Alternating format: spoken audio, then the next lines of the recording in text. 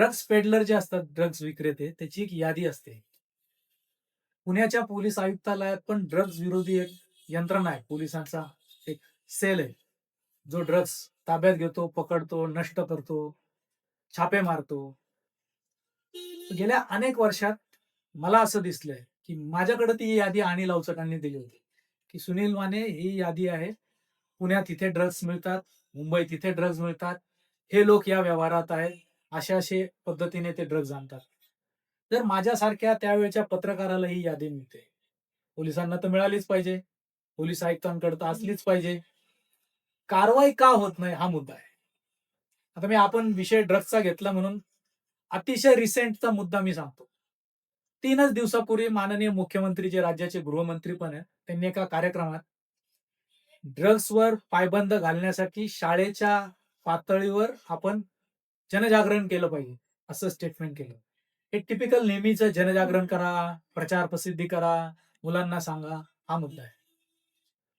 तुम्ही शाळेच्या दारात ड्रग्ज आलं हे याच्यातनं मान्य केलं, जे मी अनेक वर्ष बोलतोय. शाळेच्या आसपास असलेल्या पानटपऱ्या, ड्रग्ज पेडलर्स, शाळेतली मुलं त्यांना टार्गेट करतायत. गांजा शाळेच्या दारात मिळतो. शाळेत मुलं घेऊन जातात. ड्रग्ज उडून रात्री, मध्यरात्री गाडी चालवणाऱ्यांवर हल्ले करतात. कोयता गँग त्यातनंच येते. क्रिमिनल सगळे तयार त्याच्यातनं होतात. तुरुंगातनं त्याचे व्यवहार चालतात.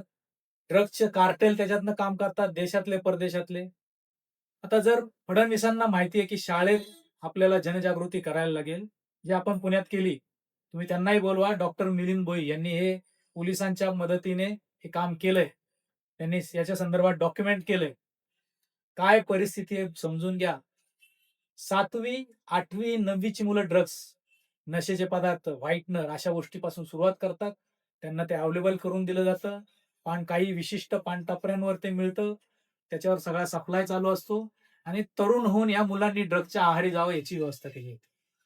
जर आपण सांस्कृतिक भारत बनवणार आहे, सभ्य भारत बनवणार आहे, तरुणाई पाहिजे, महान राष्ट्र बनवायचंय, तर या शिक्षणापासून ड्रग्स पर्यंत हे काय तुमचे बाप त्याच्यात लक्ष घालणार का? कोण लक्ष घालणार?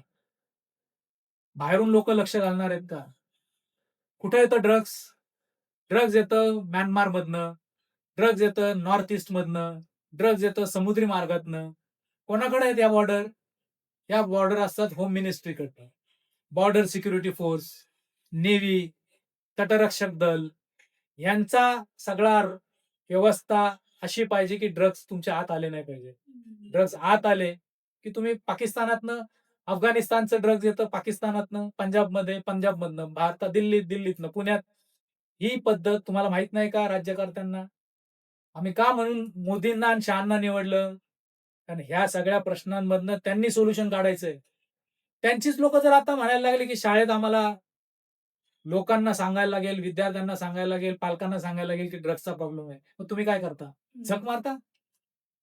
पद्धत आहे का ही? तुम्हाला विद्यार्थ्यांच्या घरापर्यंत ड्रग्ज गेलंय, विद्यार्थ्यांच्या दप्तरात ड्रग्ज गेलंय, शाळेच्या पंख्यावर मुलं ड्रग्ज नेऊन ठेवतात. शाळा सुटली की तिथनं काढून घेऊन जातात. अशी उदाहरणं आहेत ना. तुम्ही लावा ना पोलीस, लावा ना खबरी. तुम्ही पक्ष फोडायला जे पैसे वापरता ना, ते पोलिसांसाठी लावा. तुम्हाला लक्षात येईल की कोण कुठनं ड्रग्ज आणतंय. खरंच तुम्हाला या नव्या पिढीला सक्षम करायचंय. ज्या आत्ता जेन तुमच्या मुळावर उठली आहे, एक दिवशी ड्रग्सच्या माध्यमातनं तुमच्या मुळावर उठेल. मी तुम्हाला आणखी एक निरीक्षण सांगतो. ही जी जेन आता यांच्या मागे लागली आहे ना, ती खूप चांगली याच्यासाठी आहे, की त्या जेन दारू प्यायची नाही असं ठरवलंय. काही अब्ज रुपयांची दारूच्या धंद्याला तोटा होतोय, कारण तरुण मुलं दारू पित नाहीत. पण जर काही त्यातली मुलं ड्रग्सच्या आहारी जाणार असतील, तर याची जबाबदारी सरकारची आहे, समाजाची आहे, पोलिसांची आहे. याची जबाबदारी घेऊन फिक्स करायला लागेल. नार्कोटिक ब्युरो देशाचा गृह मंत्रालय चालवतं, त्याची जबाबदारी अमित शहाची आहे. सगळ्या राज्यातल्या पोलिसांकडे नार्कोटिक्स कंट्रोल करायला पोलिसांचा सेल आहे.